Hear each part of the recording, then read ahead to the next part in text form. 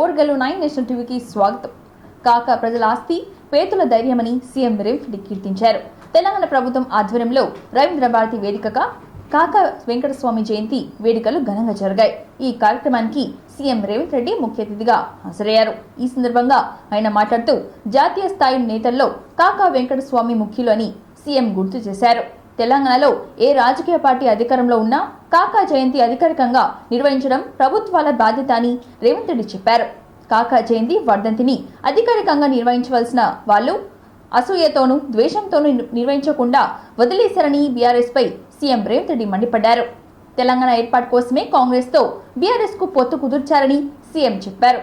కార్గే సూచనలతోనే కాకా ఫ్యామిలీని కాంగ్రెస్ లోకి ఆహ్వానించామని, ఎన్నికల్లో కాంగ్రెస్ ఇచ్చిన అవకాశాలను కాకా కుటుంబం సద్వినియోగం చేసుకుందని సీఎం చెప్పారు. ఈ రేషన్ షాప్ కాన్సెప్ట్ ఎక్కడి నుంచి వచ్చిందని వెంకటస్వామి గారు యూనియన్ డిప్యూటీ మినిస్టర్ ఉన్నప్పుడు వారు వచ్చారా, ముఖ్యమంత్రి ఇప్పుడే ముఖ్యమంత్రి గారు వచ్చారు, వారు వస్తున్నారు.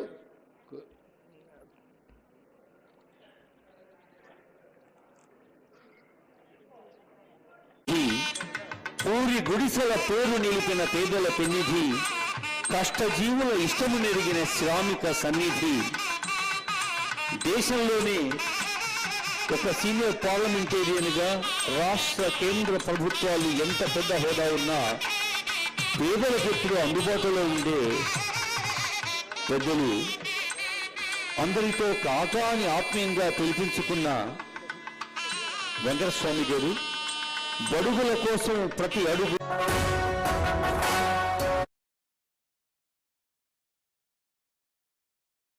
ఎమ్మెల్యే అయినా అదృష్టానికి మంత్రి కూడా అయినప్పుడు ఇప్పుడు మళ్ళీ ఎట్లా వర్క్ చేసుకుంటే నిర్ణయానికి కట్టుబడి ఉంటా. నేను ఏదేమైనా చాడా వెంకటరెడ్డి గెలుపంటే కాంగ్రెస్ గెలుపు, నా గెలుపు అన్న నిలబడ్డాడు వెంకటస్వామి గారు అని చెప్పేసి కూడా ఈ సందర్భంగా ఉంటాయి. డిస్పోజింగ్ సిస్టంలో నేను గౌరవ అంత పెద్దలందరికీ తెలుసు, కానీ డిస్పోజింగ్ సిస్టంలో వెంకటస్వామి గారు వేసుకుంటే అయిపోతుంది. థ్యాంక్ యూ మంత్రి గారు. మంత్రి గారు తెలంగాణ ఉద్యమంలో ముఖ్యమంత్రి గారు వాస్తవంగా తెలంగాణ ఉద్యమానికి సంబంధించి సార్ హాస్పిటల్ ఉండే పొద్దున 6:45 ఎయిర్ ఇండియా ఫ్లైట్ పట్టుకోవాలి. పొద్దున అన్నకి అన్నపూర్ణ క్యాంటీన్స్ కి మీ అందరికి తెలుసు. కాకా గారు ఐ కన్వే భయపడేది లేదు. ఏ విషయంలోనైనా ఎవరు ప్రెషర్ పెట్టినా కానీ దగ్గరికి వెళ్ళి చెప్పుకోవటం కోసం ఒక పెద్ద మనిషిలాగా హైదరాబాద్ నగరం హెడ్ క్వార్టర్లో వెంకటస్వామి గారు కనపడుతూ ఉండేవారు. వారి అధికారంలో పునాదులు అనేక మందికి విద్యా వ్యాప్తి చెందడానికి ఉపయోగపడిందని చెప్పడానికి కూడా నేను గర్విస్తూ ఉన్నాను.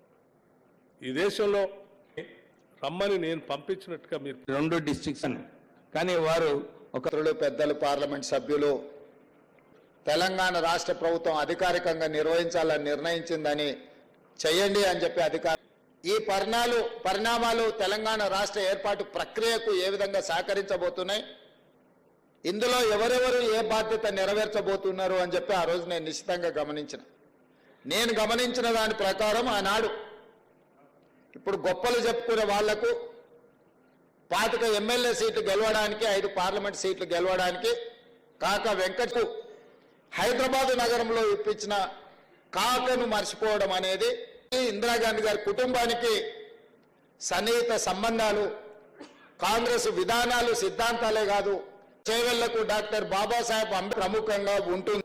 అందుకే వీటి ప్రమాదాలను 100 సంవత్సరాల క్రితమే నిజాం గుర్తించి వాటిని నిర్మించింది.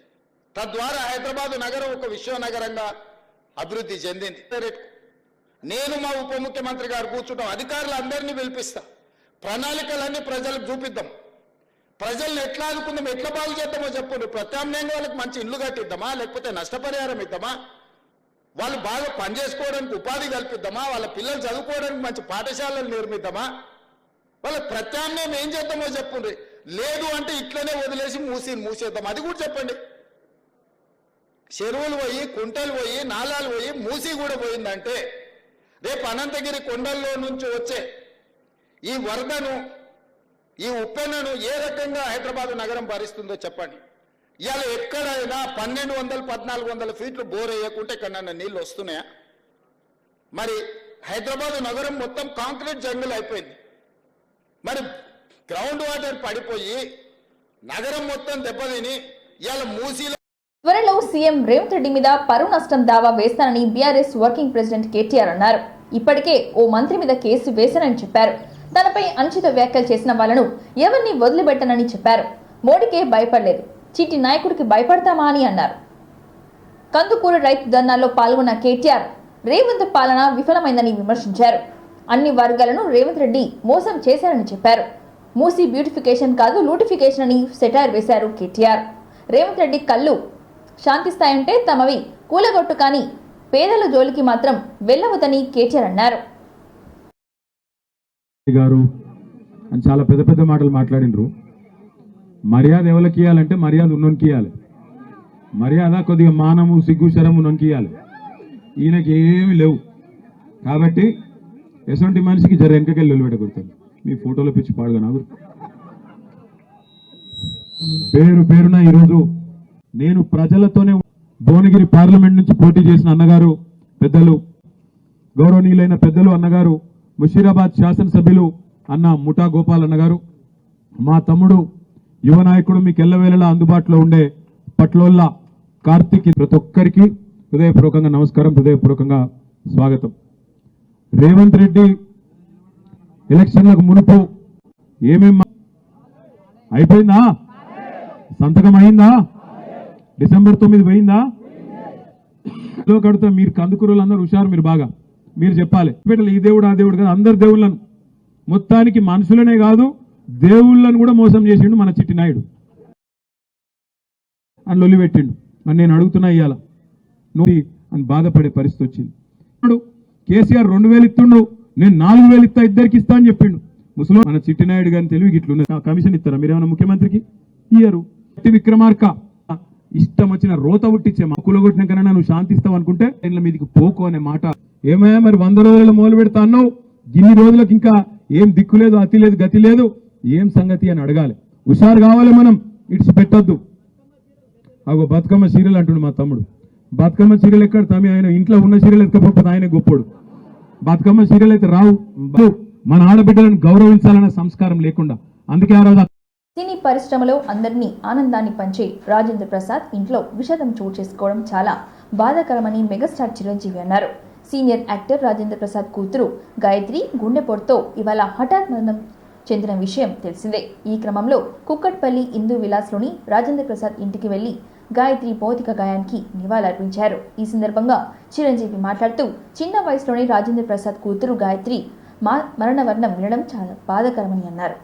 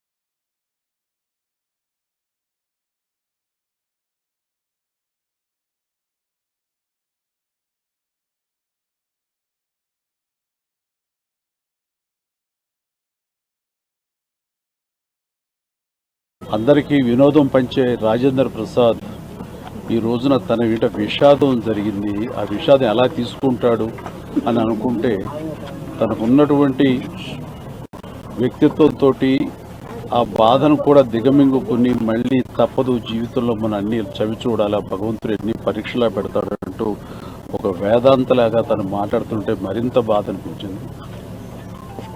అలాంటి నా మిత్రుడికి ఇలాంటి సంఘటన జరగకూడదు. ఎందుకంటే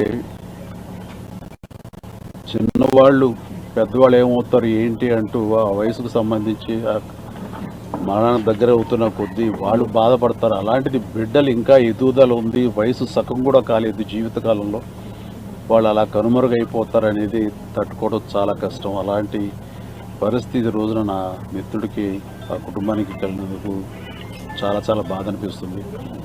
అలాంటి నా మిత్రుడు మళ్ళీ తిరిగి త్వరగా కోలుకోవాలని, ఈ విషాదం నుంచి కోలుకుని అందరికీ వినోదం పంచిపెట్టాలని, దైనందిన జీవితంలో ఎంత త్వరగా తను బయటికి రాగలిగితే, తన కుటుంబం ఈ బాధ నుంచి ఎంత త్వరగా బలం చేకూర్చుని వాళ్ళు రాగలిగితే బాగుంటుందని, అలా ఉండాలని కోరుకుంటా. భగవంతుని వాళ్ళందరికీ మనోధైర్యం ఇవ్వాలని కోరుకుంటూ ఆ చనిపోయిన పాపకి ఆత్మ శాంతి కలగాలని కోరుకుంటాను. Thank you. రోజు మనకి ఆమె చనిపోయారన్న వార్త. జోగులాంబ గద్వాల్ జిల్లా కేంద్రంలోని శ్రీ వాసవి కన్యకా పరమేశ్వరి దేవాలయంలో దేవి శరన్నవరాత్రి ఉత్సవాల సందర్భంగా స్థానిక ఎమ్మెల్యే సతీమణి బండ్ల జ్యోతి దేవాలయంలో అమ్మవారికి ప్రత్యేక పూజ నిర్వహించి అమ్మవారి ఆశీస్సులు పొందారు.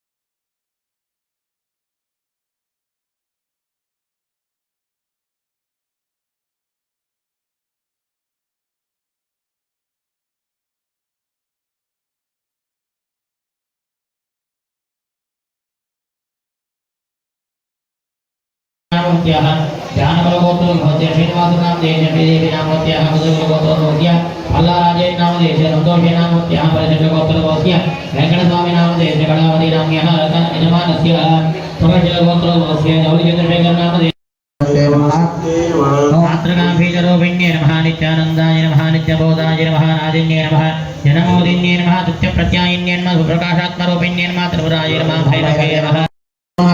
ओम त्रिलोचनाय नमः, ओम भद्रकाय नमः, ओम करालये नमः, ओम महाकालये नमः, करालवक्त्रान्ताय नमः, कामाक्षे नमः, कामदाय नमः, शुभाय नमः, चण्डिकाय नमः, चण्डरूपेशाय नमः, चामुण्डाय नमः, चक्रधारिणे प्रियाय नमः, पार्वते नमः, परमात्माय नमः, विरूपाय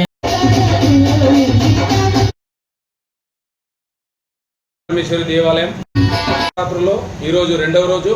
మొదటి రోజు వాసవి కన్యకా పరమేశ్వరి దేవి వారాహి అవతారం ఇచ్చారు. ఈరోజు ప్రత్యేకంగా శుక్రవారం సందర్భంగా 3,51,00,000 రూపాయలతో వాసవి మాత ధనలక్ష్మి దేవి అలంకారంలో భక్తులందరికీ దర్శనమిస్తున్నారు. ఇట్టి దర్శనానికి గద్వాల్ పురంలోని అన్ని కులాలకి సంబంధించి అతీతంగా అందరూ కూడా వాసవి మాతను దర్శించుకునేందుకు మా దేవాలయానికి వస్తారు. ఇట్టి వాసవి మాత దర్శనార్థం వచ్చిన ప్రతి ఒక్కరిపై వాసవి మాత కృపా కటాక్షములు ఉండాలని కోరుచున్నాం. అదేవిధంగా గద్వాల పట్టణ వాసులు, అదేవిధంగా తెలంగాణలో వాసులందరిపై కూడా సుఖశాంతులతో వర్ధిల్లాలని చెప్పి కోరుకుంటున్నాం. అదేవిధంగా ప్రతి సంవత్సరం కొనసాగింపులో భాగంగా ఈ సంవత్సరం కూడా అత్యధికంగా 3,51,00,000 రూపాయలు వచ్చి వాసవి మాతను ధనలక్ష్మీదేవి అలంకారంలో కనువిందు చేసుకుంటున్నాం. మిగిలిన 8 రోజులు కూడా వాసవి మాత వివిధ రకాలైన అవతార మూర్తుల్లో దర్శనమిస్తూ అందరికీ కూడా కనువిందు చేస్తూ ఈ దేవి శరన్నవరాత్రులు ముగింపు రోజు నిజరూప దర్శనంలో విజయదశమి సందర్భంగా వాసవి మాత దర్శనమిస్తారు. కాబట్టి మాకెంతో ప్రత్యేకమైన ఈరోజు శుక్రవారం సందర్భంగా వాసవి మాత ధనలక్ష్మీదేవి 3,51,00,000 రూపాయలతో దర్శనమిస్తున్నారు. కాబట్టి అందరూ కూడా ఆయుర ఆరోగ్య ఐశ్వర్యాలతో విరజిల్లాలని చెప్పి వాసవి మీద ఆశీస్సులు ఎల్లవేళలు ఉండాలని చెప్పి కోరుచున్నాం. జై వాసవి. ఛత్తీస్గఢ్లో అక్టోబర్ 4న జరిగిన భారీ ఎన్కౌంటర్లో 36 మంది మావోయిస్టులు చనిపోయిన సంగతి తెలిసిందే. ఇప్పటి వరకు 31 మంది మావోయిస్టుల మృతదేహాలు స్వాధీనం చేసుకున్నామని బస్తర్ రేంజ్ ఐజీ సుందర్ రాజ్ తెలిపారు. మృతులలో 5 మావోయిస్టులు సీనియర్ కమాండర్లు ఉన్నట్లుగా గుర్తించామని అన్నారు. దండకారణ్య స్పెషల్ జోనల్ కమిటీ సభ్యులు కమలేష్, నితి, సురేష్, సలాం ఉన్నట్లుగా పేర్కొన్నారు. మిగతా మృతదేహాలు వివరాలను గుర్తించే పనిలో ఉన్నట్లుగా చెప్పారు. మృతదేహాలను తరలించేందుకు అధికారులు ట్రాక్టర్లను తెప్పించారు.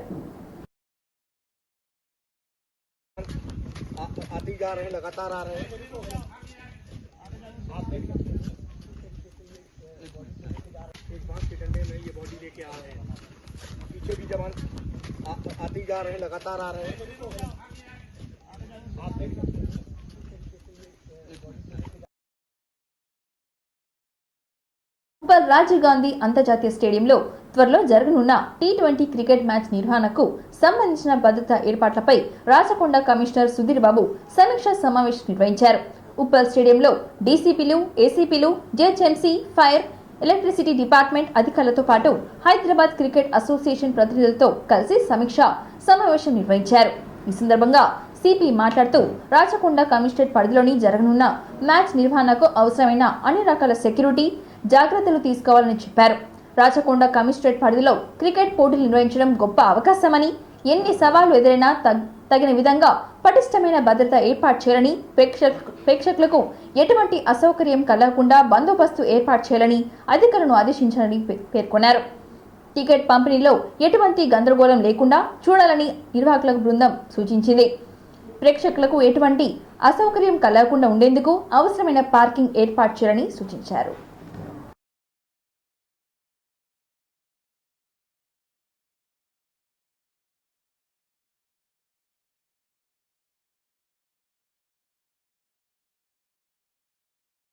హన్మకొండ జిల్లా బాలసముద్రంలో మల్లికాంబ మనోవికాస కేంద్రాన్ని 2021లో 4 పిల్లలతో ప్రారంభమై ఈ రోజుకి 220 మంది పిల్లలతో నడపబడుతుందని మల్లికాంబ మనోవికాస కేంద్రం చైర్మన్ రామ్లీలా ఆధ్వర్యంలో నడపబడుతుంది.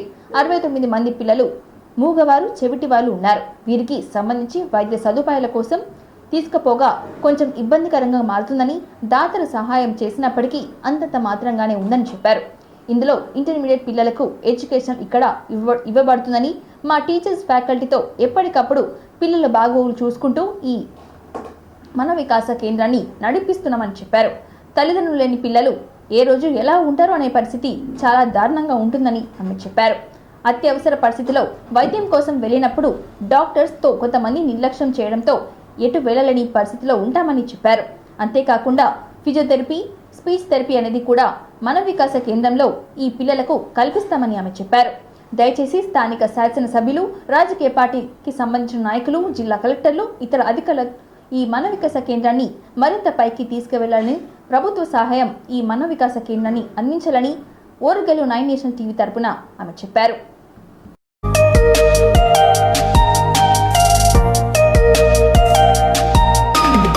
మనం మల్లికాంబ మనోవికాస కేంద్ర వ్యవస్థాపకురాలు రామరీలా మేడంతో ఉన్నాము.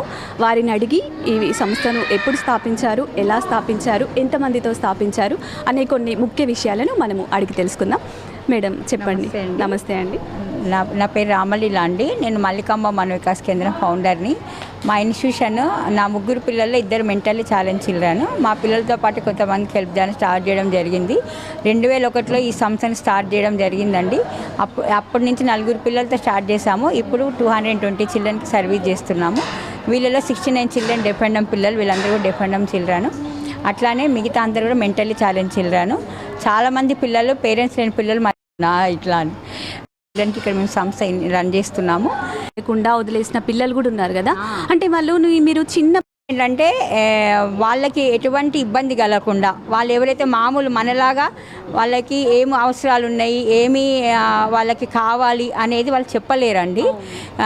మేము ఇక్కడ ఏంటంటే అట్లానే వాళ్ళకి ఇప్పుడు మనం ఏదైతే నార్మల్ అవుతున్నాం మేడం. ఇంకొకటి ఏంటంటే నాకు చాలా హ్యాపీ అనిపించేది అంటే మా పిల్లలకు మంచి ఫుడ్ పెడుతున్నాం, అంటే టేస్టీ ఫుడ్. ఇప్పుడు ఈ పిల్లలకి మనము కొత్త టేస్టీ ఫుడ్ ఇవ్వగలుగుతున్నాము. ఇప్పుడు ఇట్లాంటి ఫెస్టివల్స్ వచ్చినాయి అనుకోండి మేడం, మామూలు స్కూళ్ళల్లో కూడా చెయ్యరు ఫెస్టివల్స్. అట్లా మేము రెగ్యులర్గా ప్రతి ఒక్క ఫెస్టివల్ చేస్తామండి. ఇవ్వగలుగుతారు అని ఫీలింగ్స్ని ఎంజాయ్ చేయాలంటే వీళ్ళతో ఎంజాయ్ చేయాలి. మామూలుగా మనం మన ఫ్యామిలీ మెంబర్స్ తోటి ఎప్పుడు సెలబ్రేట్ చేసుకుంటాం, ఎప్పుడు ఉంటాం. కానీ ఇట్లాంటి సిచ్యువేషన్ అనేది రావడంలో నేను చాలా లక్కీగా భావిస్తున్నాను అన్నట్టు. మా పిల్లలు అట్లా ఉండడం వల్లనే ఈ సిచ్యువేషన్ వచ్చిందనేది నాకు అభిప్రాయం. మేడం ఏంటంటే ఇప్పుడు ఆపేస్తారు, అదే మేడం ఇక్కడ మీకు వచ్చి వెళ్ళడం జరిగింది. మా బాబు అయితే నేను అట్లా ఊరుకోను కదా, నేను గవర్నమెంట్ చాలా కష్టం. ఎందుకంటే అక్కడ మన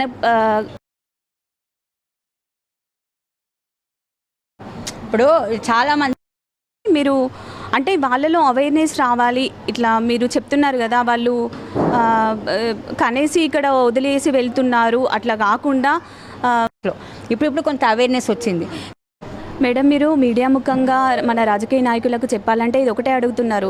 మేడం ఏమంటున్నారంటే మేము వాళ్ళకి అన్ని వసతులు కల్పిస్తున్నాము, ఫుడ్ ఫెసిలిటీ, బట్టలు, అన్ని వసతులు కల్పిస్తున్నాము. కాకపోతే ఏంటంటే వాళ్ళకి అర్ధరాత్రి కడుపు నొప్పి, వాళ్ళకి ఎప్పుడు ఏ టైంలో ఏది వస్తుందో మనం చెప్పలేము. వాళ్ళకి కొంతమందికి మాటలు రావు, కనిపించవు, మానసిక దివ్యాంగులు వాళ్ళు చెప్పలే పొజిషన్లో ఉంటారు. చూస్తారు కదా, అది అవసరం లేదు కదండి. ఎందుకంటే మనం డే టు డే డోనార్స్ తీసుకుంటామని కూడా మేము వాళ్ళకు వైద్య ఖర్చులైనా అవ్వనివ్వండి, ఒక హాస్పిటల్ అయినా అవ్వనివ్వండి, ఇవ్వాలని మనం కోరుకుంటూ ఈ కార్యక్రమాన్ని కొనసాగిద్దాం.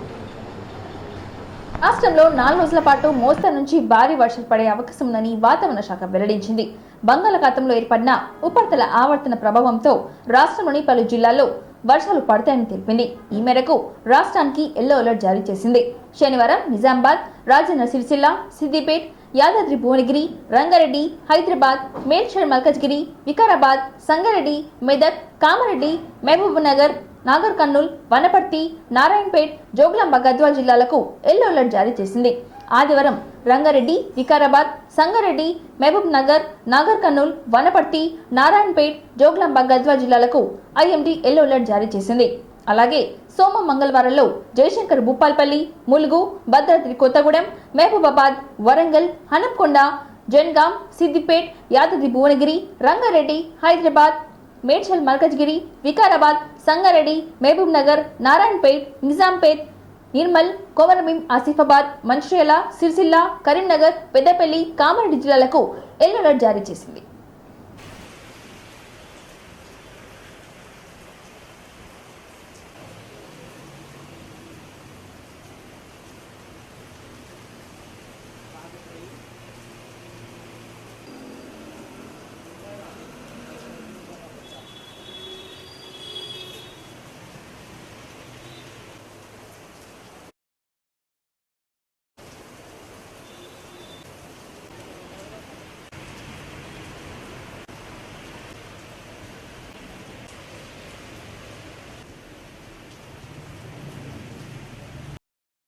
కలియుగ దైవం వెంకటేశ్వర స్వామి వారి సాలకట్ల బ్రహ్మోత్సవాలు అంగరంగ వైభవంగా ప్రారంభమయ్యాయి. సాలకట్ల బ్రహ్మోత్సవాల్లో తొలి రోజైన శుక్రవారం రాత్రి సీఎం చంద్రబాబు శ్రీవారిని దర్శించుకున్నారు. కుటుంబ సమేతంగా తిరుమల వెళ్లిన చంద్రబాబు ప్రభుత్వం తరపున బంగారు పల్లెంలో శ్రీవారికి పట్టు వస్త్రాలు సమర్పించారు. తద్వారా అధిక సార్లు శ్రీవారికి పట్టు వస్త్రాలు సమర్పించిన సీఎంగా చంద్రబాబు రికార్డు సృష్టించారు. ముందుగా ఆంజనేయ స్వామి వారి ఆలయం వద్దకు చేరుకున్న చంద్రబాబు అక్కడి నుంచి మంగళ వాయిద్యాల నడుమ ఊరేగింపుగా శ్రీవారి ఆలయం వద్దకు చేరుకున్నారు. టీటీడీ ఈవో శ్యామలారావు, అదనపు ఈవో వెంకట చౌదరి సీఎంకు ఘన స్వాగతం పలికారు. ఆ తర్వాత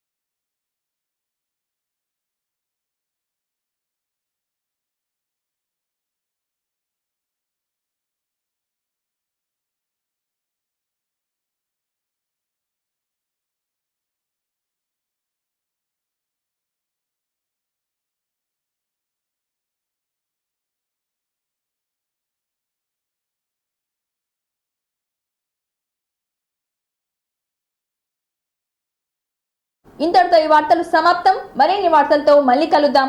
చూస్తూనే ఉండండి ఓర్గలు 9 నేషనల్ టీవీ.